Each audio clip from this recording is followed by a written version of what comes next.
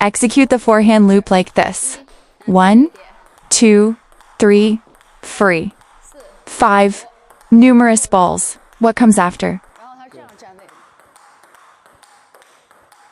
First, let's address the issue of the forehand loop.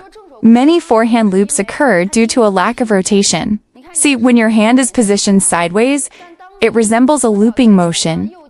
However, with your left foot forward and right foot back, standing flat without rotating your waist will result in hitting the ball behind your body. Let me demonstrate. Watch. As you can see, many people's contact point is here. So the primary key point for all forehand stances, especially at the beginner level, is how should everyone stand?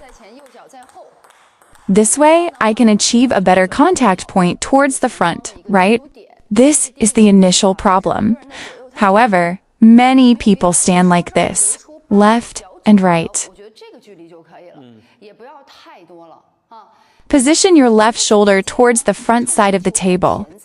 It should be further towards the front compared to your right shoulder. Avoid having parallel shoulders. Even if you stand like this, it's incorrect if they are parallel.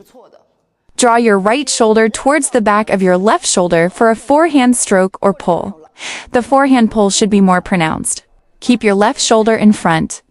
Position your right shoulder towards the back. This is the initial point of discussion. Now that you've grasped this concept, let's proceed to discuss how to open your stance. First, here's a quick tip. After receiving the ball, rotate your body. If you don't rotate initially, it's fine to start with just a light touch. But as you apply force, in fact, the body rotation is relatively straightforward. This is because when making a forehand attack, when rotating, develop the habit of keeping your hand in front of your body, not like this. How can we prevent this from happening? I move my hand to the front of my body, placing it at the front edge of the table, then rotate my body. My hand is by my hip, pausing. How much should I rotate? First, everyone, observe my hip. It's not pointing towards the table, but towards the referee after the ball. Referee. The referee sits on the side when the ball goes out, correct? So after the ball arrives, we rotate. My hip, knee, and toe should face the referee's position. After I strike the ball, you will see my hand in front. While turning, my hand stops at the left-right side of my right hip, which is the correct position at hip height. When held too low, many players wonder, why do I experience friction in my forehand attacks? It's due to brushing upwards. This refers to the lower part of your racket when contacting the ball. Avoid positioning it too low or too high. Primarily, the lower part of your racket should align with the table's height. After hitting the ball, the swing naturally induces a pulling motion. Focus on 2 points, the shoulder and the elbow. These are the 2 pulling actions. Therefore, you should stabilize your shoulder and elbow. How to stabilize them? Let me show you. I can observe my elbow using my peripheral vision while playing.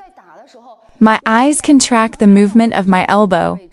Why do we perform a pulling action? Firstly, due to the backward swing of your shoulder. The second reason? The elbow moves backward. Pull back the elbow, push forward the elbow, pull back the elbow, push forward the elbow. Next, stabilize your shoulder. Watch me, players. Move your hand with your waist. Keep your shoulders steady. Let's swing together. Watch. This is incorrect. Watch. Okay, what should I do now? Watch my shoulder. Is it stable? Look, you can touch your shoulder to check.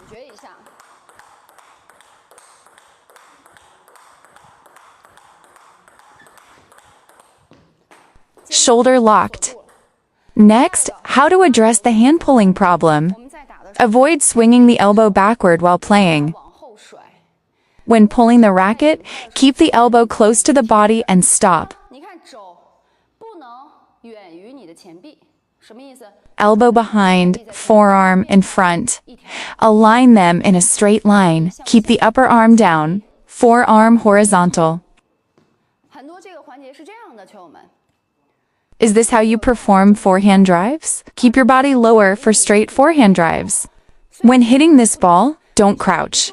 Keep your body weight up, adjust the racket position. Move downward only.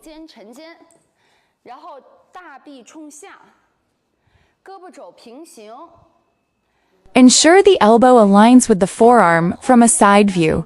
Avoid it being behind. No.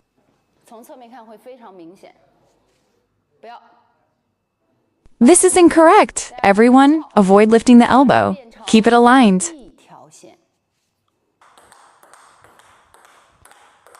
Avoid this. Pull back the elbow, then push. Repeating this action is a mistake. As this framework is crucial, it determines your racket's positioning. Focus on the elbow. Well done. Ensure the elbow moves with the forearm and stays supported. No.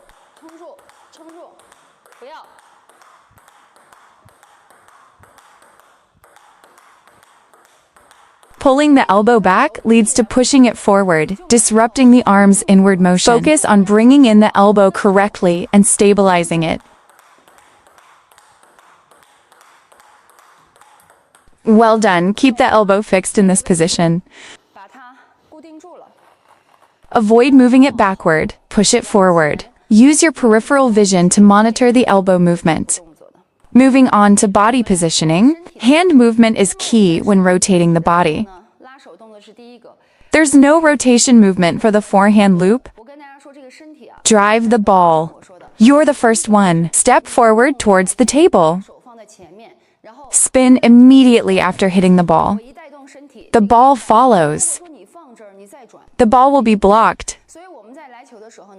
Position your hand at the front. Prepare for a forehand attacking shot. Your right hip, position your hips wide. Engage your knee. Engage your foot. As mentioned before, direct it towards the referee. How wide should I open up? Rotate. That's good.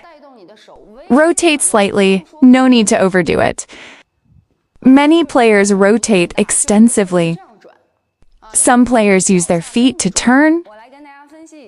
For beginners, keep moving is my suggestion. As beginners, they move actively. To aid in your improvement, discover the feeling of body rotation. Now, let me give you an example from my early days. I didn't know how to rotate my waist at all. So in this situation, as your knees need to apply force, if you begin without moving your feet, as if your feet are stuck in place, then you can begin to move. So, for beginners, we need to get them moving. Moving forward, he continues in the same direction. After making the shot, should he move? No movement necessary. I land on the balls of my feet. In reality, I incorporate some movement. A subtle movement on the balls of the feet, you see. I incorporate a small movement. I include a small movement. Avoid overemphasizing the rotation due to the movement in the loop. Therefore, I recommend everyone not to stand still and play like this. This may significantly impact the power points of your feet and legs. Secondly, you may struggle to find the correct power point for the forehand loop with your right hip. When I'm rotating, what range should I aim for to make it standard? After hitting the ball, my right hip, leg, and knee turn towards the referee. At this point, my left shoulder faces forward, the right shoulder is behind, and the pulling action stops at the side of the body. After stopping, everyone's this is a key point. Watch closely as I demonstrate the movement. Pay attention. Observe carefully. Rotate. Well done. Once more. Focus on me. Rotate. Rotate. When turning, focus on a key point. Ensure your right foot steps firmly. Avoid having both front feet raised like this. Your right foot should be firmly planted while the left foot keeps the heel lifted. There is a shift in the center of gravity. Well done, observe my foot. When starting the shot, it should be raised and stable. When striking the ball, focus on the body's center of gravity. This is essential for looping the ball with your forehand and setting a strong foundation. Well done. Despite the small range, focus on locating it first. Center your weight. When looping, speed will follow once you locate your body's center of gravity.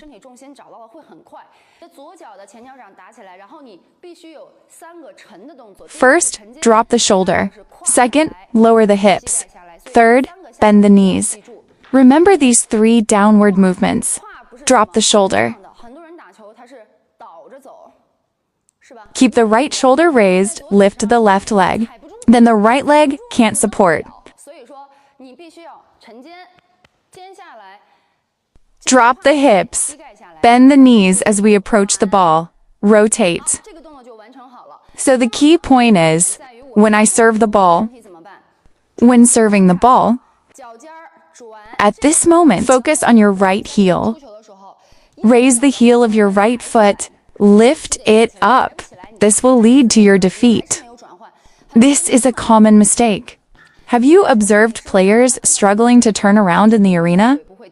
Resulting in the inability to turn around. Raise the heel of your right foot. Move forward. Keep an eye on the ball. Left foot steady. When the body's center of gravity shifts, focus on the knees. Quickly counterattack the opponent. Counterattack. Advance. Counterattack. Advance. This hand action. Hit the ball towards my right side. Watch. Fully rotate your body. Finish the motion with the swing. Press downwards. Move towards the umpire aggressively. Initiate your body's return. Perform this move. This is my stance. This is an error. Avoid excessive leftward shift. Move forward. Halt. This is a halt. Stop. Cease the movement. Avoid altering your position.